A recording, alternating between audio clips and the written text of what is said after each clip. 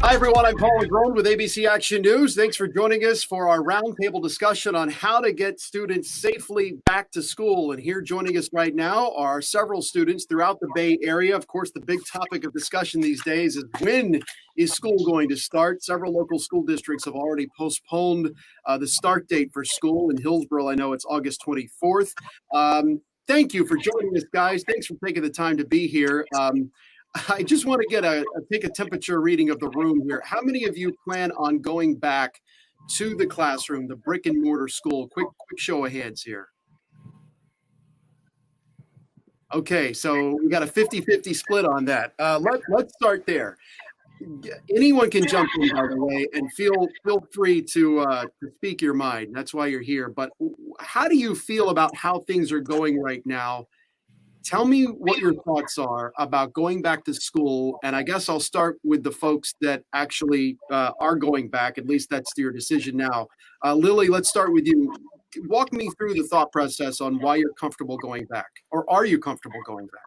I'm definitely comfortable going back. I know that we'll most likely be wearing masks, and that's definitely cut down. I mean, going out to the grocery store and stuff like that. And for me, it's not only do I feel comfortable, but I also know that I'm taking AP classes and dual enrollment classes and honors classes, and trying to learn from home just in the last quarter was okay, but I don't know if I can do it and keep up my grades for the whole year. Kayla, you're in Pasco County, correct? Yes, sir. What, you're not going back as of right now? You're going to do virtual? Yeah, that's correct. Right now, I've been taking a lot of online classes through dual enrollment, but my biggest concern with Pasco County is they're just encouraging masks or encouraging hand sanitizing stations. Nothing's been really confirmed, and it's a big concern of mine. And Gianna, what are your thoughts on this? You're going to be staying home as well? Yes, I didn't think that the schools were doing enough to keep it safe. You can't force a kid to wear a mask. Like once they get to school, they're gonna take it off. I did just fine doing virtually, and I just think it's safer, especially with all my elders in the family and stuff. It's just safer to stay home and do school from there. Emily, what do you think? I am a senior this year and class president, so I am going back because I'm in dual enrollment, I'm in AP classes and honors. I'm in a lot, and it's my senior year, so I want to make sure I'm not missing out on any education for math-wise. Like, I'm not going to be able to learn AP Calc online. It's going to be really hard. Wow. So Yeah, I remember those days. AP Calculus was no walk in the park. Yeah. All of you got a taste of the virtual learning experience because you all experienced that in the spring semester of last year for those few months. What was that like? I have two boys at home. They're not in high school, but I can tell you that there were concerns both on the student side and the parent side of, are they falling back in their academic progress? Anyone can jump in. I felt that it was fine for me, and it gave me a lot of opportunity to work ahead, but I was relieved that we didn't have exams, because how I would do on a standardized exam, especially from AP classes, is hard enough. And I think for me, I was still learning the stuff, but just not as well as I would have if the school year would have been normal. We'll go round robin here, a shot at this. Emily, what were you going to say? I was saying, like, I enjoyed e-learning. Yes, I learned, but like my peers didn't, because a lot of them are posting, oh, I used Google to get these answers. I got straight F's last quarter, but now look, I have straight A's. And like, it seems like these kids who, like, especially in my school, who are doing e-learning, they're just getting pushed through. Because these kids had 2.0 GPAs, and now all of a sudden they have straight A's. And like, they're not trying. They're posting who could do my homework for me. So I'm pretty much against it, because these kids are just getting like easy way through. Gianna, what are your thoughts on, did you feel like you were able to make academic progress during that time, or are you concerned that you're not getting the full education? Yes, academically, I felt like I was doing just fine. You definitely definitely have to be a self-motivator though. Mhm. That's why it depends on the person. Some people need that face-to-face contact in the classroom. Other people can go by themselves online, virtually. I'm one of those people that can self-motivate and still get good grades while online. And Kayla, did you miss the face-to-face contact, or did it work for you? I think it depends a lot on the student. Like Gianna said, if you're self-motivated, I think you're going to thrive online. But assuming that every student can work in the online setting is just very difficult. As this goes now, spills into the fall semester, and it appears that it will in terms of students being split on staying at home or going to school. Do you guys have any concerns about the long-term impact on this just socially? How have you been able to keep up with friends? And how has that part of it been? Because school, as we know, is not just academics. It's that time, those formative years where you're developing yourself in ways outside of the classroom. And a big part of going to school, at least I can speak from my own experience, was sort of finding out who you really wanted to be and going into the next stage of life in college. So if you could give me a little bit of insight on that, we'll start with Kayla. Well, I was supposed to have volleyball tryouts next week, actually, but they just got pushed back till September 7th. I know that'll interfere with other winter sports, so right now I'm not sure if I'll even have a sports season. Clubs, we're not really sure about any of the traditional interactions we used to get are going to happen anymore. Gianna, do you miss that part of school life?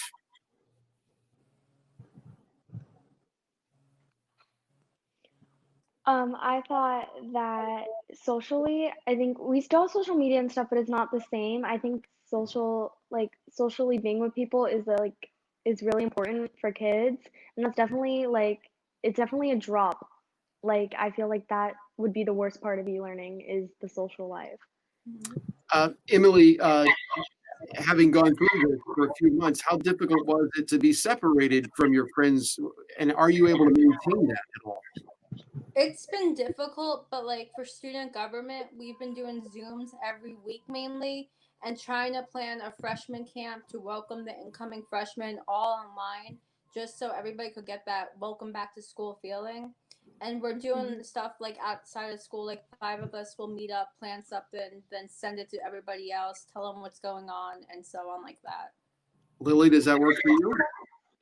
I mean, I'm keeping up with my friends through just text messages and stuff, but it's definitely hard, especially if you are going to go outside your social circle.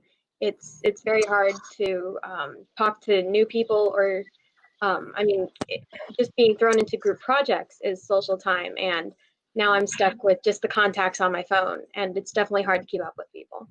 A couple of the big headlines in the news the last 24 to 48 hours. Florida passed the 400,000 mark in cases, and we're all over the news, as you know, these days when it comes to the coronavirus. Members of a leading group of infectious disease experts warned yesterday against reopening schools in states where COVID cases are surging, and of course that would include Florida. They say the simple answer is no. They argue that schools are a microcosm of their communities, and in order for schools to open safely, the spread must be controlled. Where we are right now seems to be almost dual realities, where you know what the daily numbers are. It doesn't look good, and yet we're having to move forward with life, work, businesses opening, and schools opening. And a lot of people argue life will never be normal until kids are normal, until kids are able to be normal, go to school, experience that. And I hate to repeat maybe some of the same themes that we went over, but we'll go through each one of you guys. Do you feel safe right now living here and going to school? If you had to go to school, would you feel safe doing that? Caleb, we'll start with you. I don't think I'd be safe, or I don't think I'd feel safe enough if I had to go back to school. I think it'd be safer if we just started the semester online and slowly returned back to school as the cases went down. Because going down while cases are going up seems like more students are just going to get sick. And Gianna, what are your thoughts on that? I totally agree with her. I think it's safer to stay home while the numbers drop and then go back maybe the second semester. because you wouldn't want that guilt on you if you got someone else sick or someone got you sick. Like you wouldn't want that to happen to your family or whatever. Emily? I wouldn't feel as safe going back, say, for tomorrow.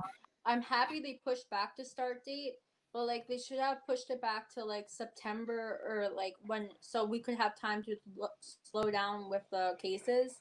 Like give it that 14-day period to show that Florida isn't gonna spike again, and just see how, even if we have to do like the first 2 weeks online. But like I feel like they should start it in September school just to give us a little more time, because other states I know are doing that, and like their cases are leveling off.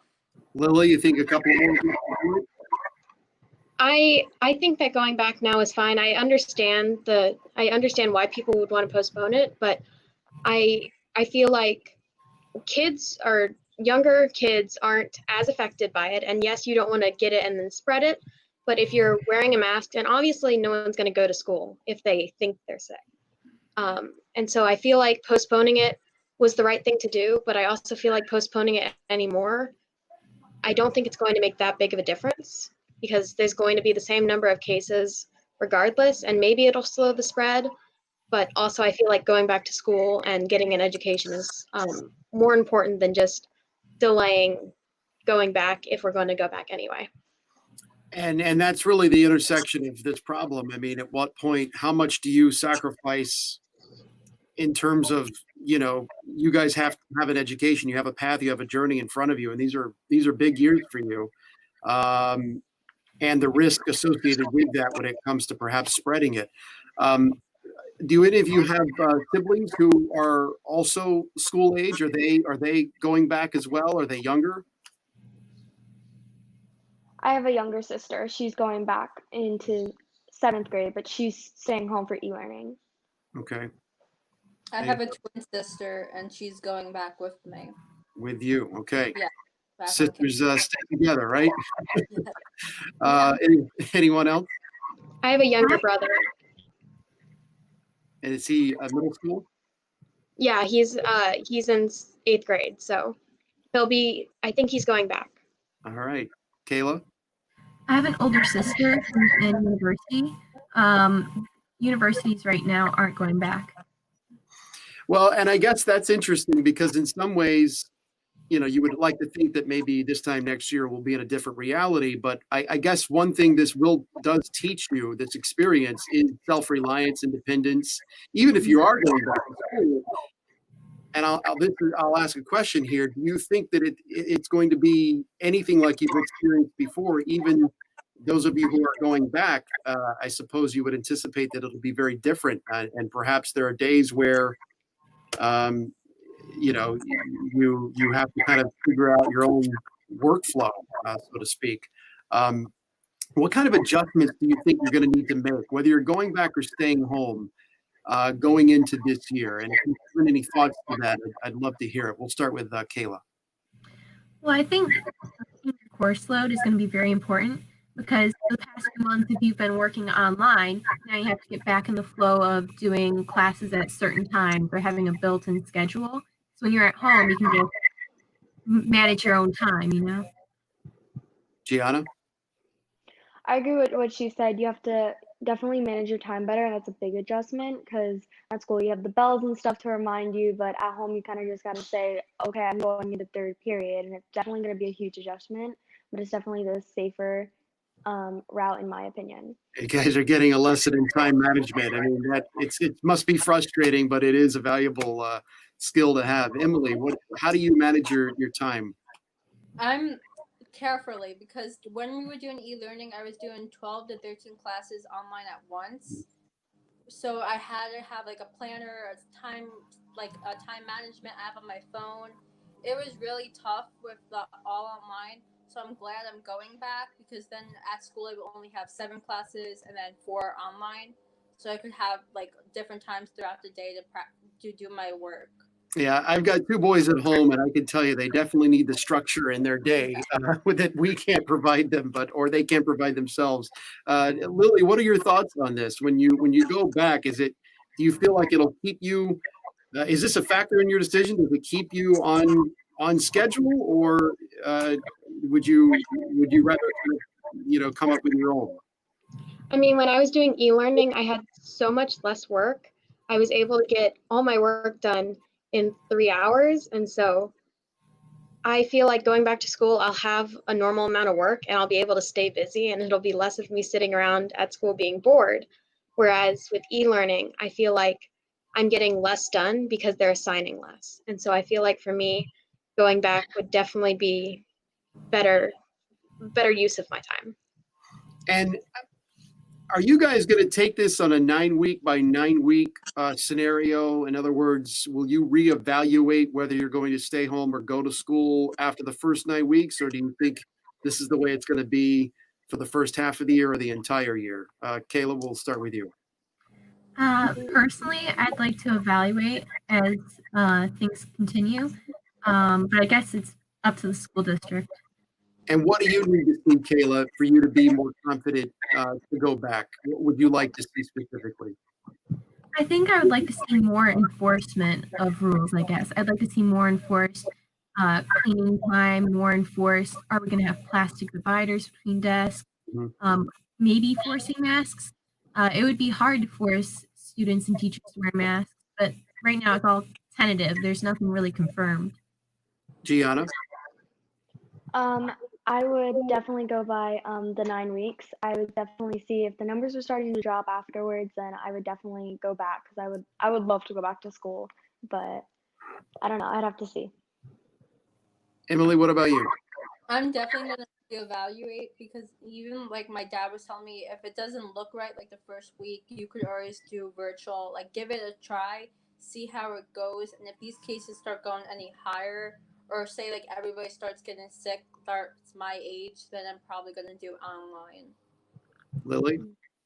I think they'll evaluate every week and make decisions based on kind of the general trend. And so if multiple weeks show too big of an increase, then I assume that they'll take the necessary measures, but I think it'll be reevaluated weekly. And correct me if I'm wrong here, is this a commitment where you have to declare your intent for the first semester and you're kind of locked into that? You can't change your mind, or are you able to sort of change it if data comes out, says, hey, things are looking better, say 3-4 weeks in? Anyone can jump in. I feel like I was under the impression that if you made a decision, you had to stick with it for the 9 weeks and then reevaluate after the 9 weeks. Okay. This is who among you is in your senior year? Are you guys all seniors, or? Okay, we've got 2 out of the 4 seniors. All right, so this is obviously a very important year. Is it your hope, Kayla, that at some point during the year, especially as you get into that second half of that senior year, that you would want to go back, if nothing else, for the social aspect of it being your final days there at high school? Absolutely. Right now, I'm so focused on, will I get to do sports? Will I get to have an end of year celebration? Will I get to graduate? I know the class of 2020 didn't get to have their graduation, but now I'm afraid I won't get to have anything, especially clubs. And are you, I know in the senior year, you're kind of planning for college. Are you already in that mode as well and making those kinds of decisions? Yes, I'll be applying for universities in August, but I haven't even been able to see a lot of the schools, like in-person tours. So this has really impacted the next stage for you. And hopefully that would change by the second semester, where you're able to go and actually see these places on site. Emily, you are in your senior year, you said? Yes. What do you anticipate your senior year as we move forward? It's definitely going to be different, but I'm going because I don't want to miss out on any scholarships. I want to have that perfect college essay. Like, I want help along the way with applying to colleges because I want to apply like tough colleges to get into. So I'm going to need like my teacher's help, my counselor's help to guide me the correct way. And I still I'm going to take the SAT over and over again. So hopefully school could go back to being normal so we could do all of that. And what is the situation right now with the standard college entrance exams? Is that are they doing them, or have those been put on hold? What do you know? It's going still because I just registered for the August one, for the August SAT, but they could always cancel it because I was registered back in June for it and they canceled that one last minute on everyone. And So it's still- Kayla, other than it affecting your ability to visit campuses, and Emily, you can speak to this too, how else has it impacted the next stage for you guys in terms of college? Because it does sound like you're already planning for that mode. I mean, it's less than a year away when you think about it. Well, we won't get as much counselor guidance as we would if we went back to school in person. And some of the schools are waiving parts of the education. Like some are saying, oh, you don't need to have SAT or ACT scores, but others are. And you say that you won't be punished for not taking ACT or SAT. Could you not accept someone with a score and deny someone who doesn't? So it's just very complicated. I can remember the trepidation that I had taking the SAT and the ACT, and how that was not a fun experience. I think it was third or fourth time was a charm for me when I finally cracked the level that I needed to get for a scholarship. But these are not easy days. You guys are learning things that other students didn't have to learn in terms of independence, self-reliance, time management, even just having to deal with things outside of school in a time that is so unpredictable. Just mentally, how are you able to manage that? I'm just wondering, it's a heavy load as enough in normal times for high school students these days. You guys all, I think, probably operate on a frequency and at a pace that students did not 20, 30 years ago and before then. Not just academically, but everything outside of school that you do, whether you have a job or the social clubs or the sports. So to have this on your mind, are you able to block it out and remember to be a kid and still have fun? Or has it been tough to have this on your mind and keep the motivation up? Lily, let's talk to you. I think for me, knowing everything that's going on and knowing that I didn't get the chance to take the ACT this summer, for me, I'm going to have to end up pushing myself harder. And I really missed the gradually getting test scores or gradually touring colleges and stuff. I wasn't able to get that jump start that I wanted. So for me, I'm going to have a lot more and have to push myself a lot more to be able to make up for some of the time I lost. Gianna, has this been something that has weighed on your mind heavily, or have you been able to kind of, when you need to, block it out and not be weighed down by it? I've kind of been able to block it out. Yes, it has been kind of a struggle. It's definitely something no one has really experienced before, but you just got to try to think positive about it in the best you can. Yeah, I know. I mean, you gotta hope for better days, and we'll get there. It's just a matter of when. Emily, has this just mentally, has it been a challenge at all, or are you so focused on work and school and you've got so much to do that you don't have time to really think about it? COVID will always be in the back of my head, even going back to school just to pick up my supplies or say bye to the seniors. It was in the back of my head being like, okay, I'm going to social distance, put on a mask, not hug anyone, and just keep a safe distance because I don't know if those people have been exposed or anything with that.